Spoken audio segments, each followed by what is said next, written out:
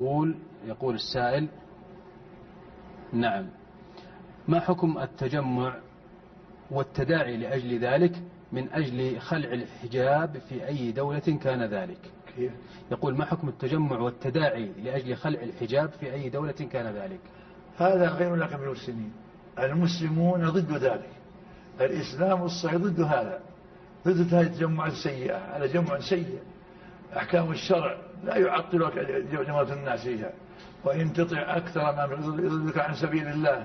فلا يجوز أن نجعل كثرة من عنوان. الكثرة ليس حجة، الحجة الكتاب والسنة.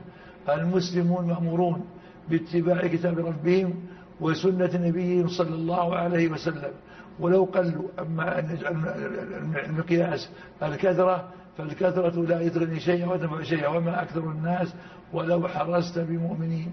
فالواجب تقوى الله جل وعلا، وأن نعلم الحجاب شرف للأمة المسلمة، وعز الله وصيانة الله وحفظ الله.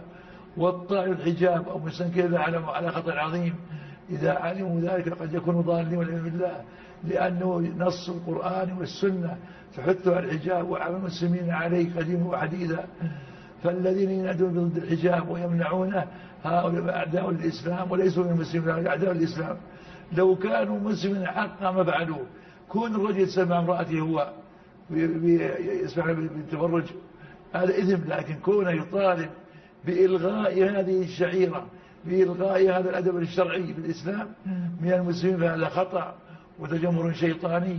قال تعالى: وكذلك جعلنا لكل نبي عدوا شياطين الإنس والجن يوحي بعضهم إلى بعض زخرف القول غرورا.